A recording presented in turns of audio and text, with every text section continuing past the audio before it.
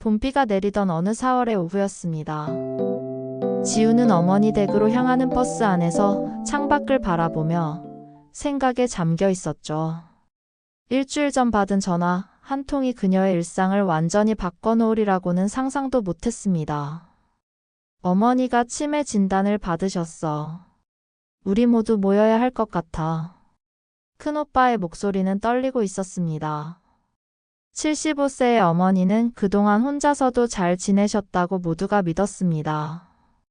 명절 때마다 만나면 건강하신 모습이었고 통화할 때도 총명하셨거든요. 하지만 이웃 주민의 제보로 병원에 모시고 가보니 이미 치매가 상당히 진행된 상태였습니다. 냉장고엔 상한 음식들이 가득했고 집안 곳곳엔 메모지가 붙어 있었죠. 가스 끄기, 문 잠그기, 약 먹기. 어머니가 얼마나 외롭게 병과 싸우고 계셨는지 알 수 있는 흔적들이었습니다. 네 남매가 모인 가족회의는 어색한 침묵으로 시작되었습니다. 큰아들인 정우는 회사 일이 바쁘다며 계속 시계를 들여다봤고 둘째 딸 미경은 시댁 눈치를 보느라 안절부절 못했습니다. 막내 준호는 아직 취업도 못한 상태라 죄인처럼 고개를 숙이고 있었죠. 그때 지우가 조용히 입을 열었습니다. 제가 당분간 엄마를 모시겠습니다. 어차피 저는 재택근무가 가능하니까요. 사실 지우도 두려웠습니다. 그래픽 디자이너로 프리랜서 생활을 막 시작한 참이었거든요. 하지만 형제들의 안도하는 표정을 보며 그녀는 이미 결정이 내려졌음을 직감했습니다. 고마워 지우야. 우리가 돈은 보탤게. 내가 있어서 다행이야. 잠깐만 하면 되겠지? 요양원도 알아볼게. 형제들의 약속은 그렇게 쉽게 흘러나왔습니다. 아무도 잠깐이 얼마나 긴 시간이 될지 알지 못한 채로 간병이 시작된 지 2달째, 지우의 하루는 새벽 5시에 시작되었습니다. 어머니가 화장실을 가고 싶어 하시거든요. 치매 초기에는 그나마 혼자서 거동이 가능했지만 이제는 모든 일상생활에 도움이 필요했습니다. 아침 식사 준비, 약 챙겨드리게, 목욕시켜드리게, 산책 나가기. 어머니는 하루에도 수십 번씩 같은 질문을 반복하셨습니다. 밥은 먹었니? 아버지는 어디 갔니? 오늘이 무슨 요일이니? 처음엔 형제들도 주말마다 번갈아 와서 도와주겠다고 했었죠. 실제로 첫 달에는 그랬습니다. 하지만 점차 빈도가 줄어들기 시작했어요. 이번 주는 아이 학원 때문에 시댁에 경조사가 있어서 회사 야근이 많아져서. 변명은 다양했지만 결과는 같았습니다. 지우 혼자 남겨지는 것. 어머니의 배회 증상이 시작되면서 상황은 더욱 악화되었습니다. 한밤중에 갑자기 일어나 현관문을 열고 나가려 하시는 어머니를 막느라 지우는 제대로 잠도 잘 수 없었죠. 클라이언트와의 화상회의 중에도 어머니의 고함 소리가 들려와 당황한 적이 한두 번이 아니었습니다. 죄송합니다. 잠시만요라는 말이 입에 붙어버렸고 하나둘씩 일거리들이 끊기기 시작했습니다. 그날도 지우는 어머니를 재우고 나서야 자신의 작업을 시작할 수 있었습니다. 새벽 2시 모니터 불빛만이 어둠을 밝히는 작업실에서 그녀는 문득 거울에 비친 자신의 모습을 보았습니다. 언제부터인지 흰머리가 부쩍 늘었고 다크서클은 진해졌으며 손톱조차 제대로 관리하지 못한 채 부스러져 있었죠. 29의 젊은 나이였지만 거울 속 그녀는 마치 10년은 더 늙어 보였습니다. 휴대폰엔 형제들의 안부 문자가 와 있었습니다. 잘 지내지? 엄마 좀 어때? 힘들면 말해. 지우는 쓴웃음을 지으며 답장조차 하지 않았습니다. 언니, 오빠 정말 못하겠어요. 도와주세요. 3달째 되는 날, 지우는 가족 단톡방에 SOS를 보냈습니다. 그동안 혼자서 버티려 애썼지만 한계가 왔던 것이죠. 어머니의 증상은 나날이 심해졌고 이제는 식사도 거부하시며 공격적인 행동까지 보이셨습니다. 지난주에는 지우의 팔을 물어 멍이 들기도 했죠. 그런데도 그녀는 어머니를 원망할 수 없었습니다. 가끔씩 제정신이 돌아올 때면 우리 막내 고생이 많네라며 눈물을 흘리시거든요. 형제들의 반응은 예상보다 차가웠습니다. 큰오빠 정우는 요양병원을 알아보는 게 어때? 라고 했고 언니 미경은 간병인을 고용하자고 제안했습니다. 막내 준호는 형, 누나가 알아서 하겠지라며 아예 응답조차 없었죠. 지우가 그럼 그 비용은 누가 대요? 그리고 엄마가 낯선 사람을 받아들이실 것 같아요. 라고 물으니 또다시 침묵만 이어졌습니다. 며칠 후 큰오빠가 찾아왔습니다. 그러나 어머니를 돌보러 온 것이 아니라 현실적인 대안을 논의하러 온 것이었죠. 지우야, 네가 너무 감정적으로 접근하는 것 같아. 전문 시설에 맡기는 게 엄마한테도 더 좋을 수 있어. 지우는 분노가 치밀어 올랐습니다. 오빠는 한 달에 한 번 얼굴 비추면서 무슨 자격으로 그런 말을 해요. 엄마가 얼마나 가족을 찾는지 알기나 해요. 그날의 대화는 결국 언성을 높이는 것으로 끝났습니다. 정우는 내가 벌어서 다 먹여 살렸는데 이제 와서 무슨 소리냐며 과거를 들먹였고 지우는 그게 자식된 도리의 전부예요. 라고 맞받아쳤죠. 문을 박차고 나가는 오빠의 뒷모습을 보며 지우는 처음으로 가족이란 것이 얼마나 허울뿐인 관계일 수 있는지 깨달았습니다. 어머니는 거실에서 혼자 중얼거리고 계셨습니다. 우리 아들 왔었니? 밥은 먹고 갔니? 그 순진한 물음에 지우는 그만 눈물을 쏟고 말았습니다. 병원비 고지서가 날아올 때마다 지우의 가슴은 철렁 내려앉았습니다. MRI 검사, 약값, 기저귀, 영양제. 한 달 비용이 200만 원을 훌쩍 넘어섰죠. 그동안 모아둔 적금을 깨고 대출까지 받았지만 바닥이 보이기 시작했습니다. 지우는 상세한 지출 내역을 정리해서 형제들에게 보냈습니다. 이제는 정말로 분담이 필요해요. 저 혼자서는 불가능합니다. 가족회의가 다시 소집되었습니다. 이번엔 막내 준호까지 참석했죠. 하지만 분위기는 싸늘했습니다. 언니 미경이 먼저 포문을 열었습니다. 이 영수증들 다 필요한 거 맞아? 왜 이렇게 비싼 약을 쓴 거야? 지우는 기가 막혔습니다. 의사 선생님이 처방하신 거예요. 제가 임의로 한 게 아니라고요. 그래도 좀 과한 것 같은데. 기저귀도 왜 이렇게 비싼 걸로? 미경의 따가운 시선에 지우는 할 말을 잃었습니다. 준호도 거들었습니다. 솔직히 나는 돈도 없는데 왜 나까지 내야 해? 형이랑 누나들이 알아서 하면 안 돼? 정우는 계산기를 두드리며 말했죠. 4등분하면 1인당 50만 원인데 이걸 매달 내라고?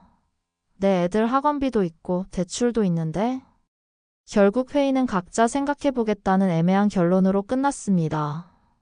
집으로 돌아온 지우는 어머니 곁에 앉아 한참을 울었습니다. 어머니는 딸의 손을 잡으며 물으셨죠. 왜 울어? 누가 우리 막내 괴롭혔어? 그 따뜻한 손길에 지우는 더욱 서러워졌습니다. 시간이 지나도 약속된 송금은 이루어지지 않았습니다. 가끔씩 10만 원, 20만 원씩 보내오는 게 전부였죠. 이번 달은 좀 빠듯해서 다음 달에 몰아서 줄게. 변명만 늘어갔습니다. 지우는 결국 자신의 작은 원룸마저 월세로 돌려야 했습니다. 해시태그 5챕터. 추석 명절 오랜만에 온 가족이 모였습니다.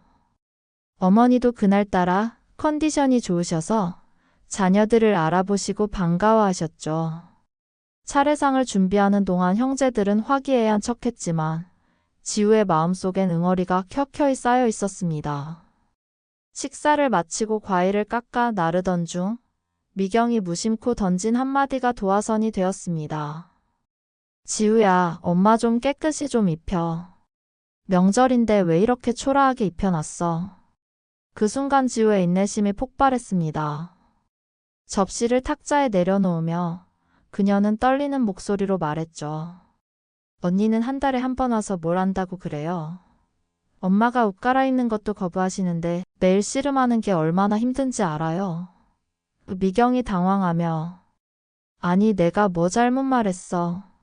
라고 하자 지우의 감정이 폭포수처럼 쏟아져 나왔습니다. 다 잘못됐죠. 간병은 나 혼자다 하면서 돈 좀 보태달라니까 계산기나 두드리고 엄마 돌보는 게 그렇게 돈으로만 계산되는 일이에요. 나도 내 인생이 있다고요. 29인데 연애는커녕 친구도 못 만나고 일도 다 잃어버리고 그런데 너희는 자식 노릇이 겨우 한 달에 10만 원 보내는 거야? 정우가 벌떡 일어나며 소리쳤습니다. 야, 누가 시켰어? 내가 하겠다고 했잖아. 지우도 지지 않고 받아쳤죠. 그때 누구라도 나서지 않으면 엄마는 어떻게 되는 건데요? 다들 눈치만 보고 있으면서 준호까지 끼어들어 누나도 너무한 거 아니야? 우리도 나름대로 힘들어라고 하자 지우는 비웃음을 터뜨렸습니다. 힘들다고? 일주일만 아니 사흘만 엄마 모시고 살아봐. 그럼 무슨 말인지 알 거야.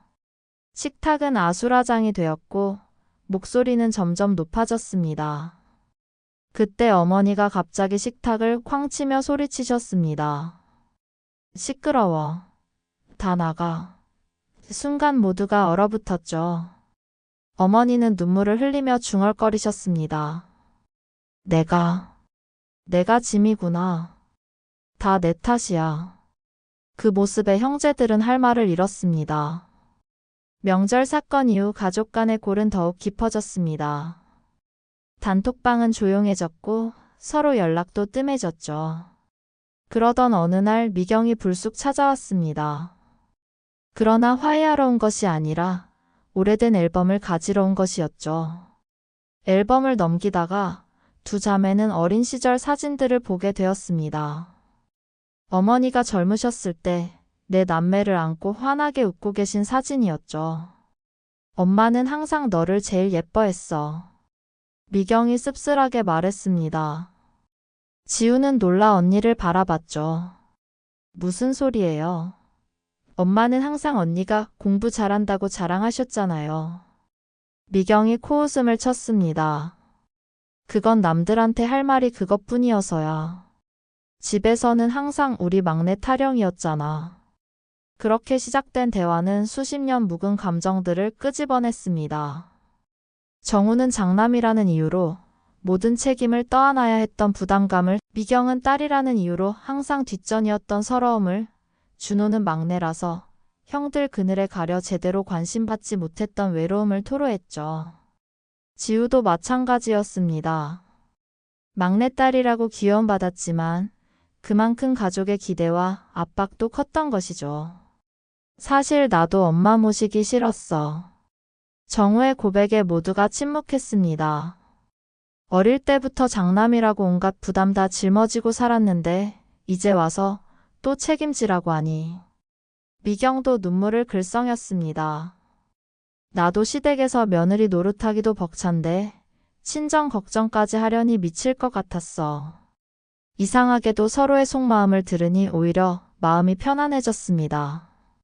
완벽한 가족은 없었고 모두가 나름의 상처를 품고 있었던 것이죠. 하지만 그렇다고 현실이 바뀌는 것은 아니었습니다.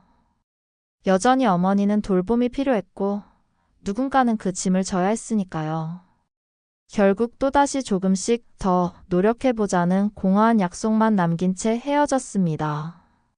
상황이 극적으로 변한 것은 어머니의 오래된 친구분이 방문하면서부터였습니다. 팔순을 넘긴 김할머니는 어머니와 고향 친구였죠. 치매에 걸린 어머니를 보고도 전혀 놀라지 않고 자연스럽게 대화를 이어가는 모습에 지우는 감탄했습니다. 우리 집 영감도 그랬어. 10년을 모셨지. 혼자서는 못해. 온 가족이 돌아가면서 해야 해. 김할머니는 형제들을 모두 불러 모았습니다. 그리고 담담하게 말씀하셨죠. 부모 모시는 게 쉬운 일이 아니야. 하지만 이건 누구 한 사람 책임이 아니라 모두의 몫이야. 막내딸 하나 죽이면서까지 할 일이 아니지. 할머니의 말씀은 묵직했습니다. 너희 어머니가 얼마나 너희를 사랑했는지 알아?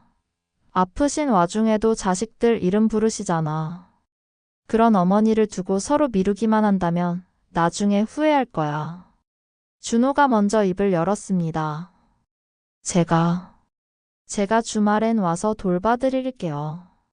아르바이트 시간 조정하면 됩니다. 미경도 고개를 끄덕였죠. 나도 일주일에 이틀은 올게. 시댁에 양해 구해볼게. 정우는 한숨을 쉬며 간병인 비용은 내가 반은 부담할게. 회사의 대출도 알아보고라고 했습니다. 그날 이후 어머니를 돌보는 일정표가 만들어졌습니다. 완벽하진 않았지만 적어도 지우 혼자만의 짐은 아니게 되었죠. 전문 간병인도 주 3일 고용하기로 했고 형제들이 돌아가며 나머지 날들을 채웠습니다. 물론 여전히 불만과 갈등은 있었지만 적어도 서로를 이해하려는 노력은 시작되었습니다. 어머니도 변화를 느끼셨는지 한결 편안해 보이셨습니다. 어느 날 갑작스레 정신이 맑아진 순간 어머니는 지우의 손을 꼭 잡으며 말씀하셨죠. 고생 많았어, 우리 막내야. 이제 내 인생도 살아. 그 한마디에 지우는 그동안 참았던 눈물을 왈칵 쏟았습니다. 1년이 지났습니다. 어머니는 이제 요양원과 집을 오가며 생활하십니다. 처음엔 요양원을 극구 반대했던 지우였지만 전문적인 케어가 어머니께도 더 나을 수 있다는 것을 받아들였죠. 형제들은 정해진 스케줄에 따라 어머니를 방문하고 주말엔 집으로 모시고 와서 함께 시간을 보냅니다. 완벽한 해결은 아니었습니다. 여전히 경제적 부담은 컸고 형제 간 역할 분담에 대한 불만도 완전히 사라지지 않았죠. 정우는 가끔 내가 돈을 제일 많이 내는 데라고 투덜거렸고 미경은 시댁 눈치 보면서 오는 게 얼마나 힘든지 알아? 라고 했습니다. 준호도 취업 준비하면서 간병하는 게 쉬운 줄 알아? 라며 불평했죠. 하지만 그래도 버텼습니다. 서로를 완전히 이해하진 못해도 적어도 혼자가 아니라는 것을 알았으니까요. 지우는 조금씩 자신의 일을 되찾아가기 시작했습니다. 클라이언트들에게 사정을 설명하고 양해를 구했더니 의외로 많은 이들이 기다려 주었죠. 스케줄을 조정하며 작업을 재개했고 조금씩 일상을 회복해 갔습니다. 오늘도 지우는 어머니를 뵈러 요양원에 갔습니다. 어머니는 딸을 알아보지 못하셨지만 지우가 들려드리는 옛날 이야기에 해맑게 웃으셨죠. 우리 딸이 벌써 이렇게 컸구나라고 하시는 어머니께 지우는 네, 엄마 덕분에 잘 컸어요 라고 대답했습니다. 창밖엔 또 다시 4월이 왔습니다. 작년 이맘때 시작된 간병의 여정은 아직도 진행 중이지만 적어도 이제는 혼자가 아닙니다. 가족이란 완벽하지 않아도 서로 기대고 버티며 함께 가는 것임을 배웠으니까요. 어머니가 남긴 잔상은 상처이기도 했지만 동시에 가족의 의미를 되새기게 한 값진 교훈이기도 했습니다. 병실을 나서는 지우의 휴대폰이 울렸습니다. 큰 오빠였죠. 지우야, 내일 내가 갈 테니까 너는 좀 쉬어. 친구도 만나고. 전처럼 완전히 신뢰하진 못해도 그래도 고마웠습니다. 고마워요, 오빠. 전화를 끊고 지우는 하늘을 올려다봤습니다. 구름 사이로 햇살이 비치고 있었죠. 완전하진 않아도 조금씩 나아지고 있다는 희망이 보였습니다. 돌아오는 길 지우는 오랜만에 카페에 들렀습니다. 따뜻한 커피 한 잔을 마시며 창밖을 바라보니 거리엔 봄꽃이 만발해 있었습니다. 29에서 30이 된 그녀는 많은 것을 잃었지만 또 많은 것을 배웠습니다. 가족의 무게, 희생의 의미, 그리고 함께한다는 것의 소중함을. 비록 완벽하지 않은 봉합이었지만 그것으로도 충분했습니다. 삶은 계속되니까요.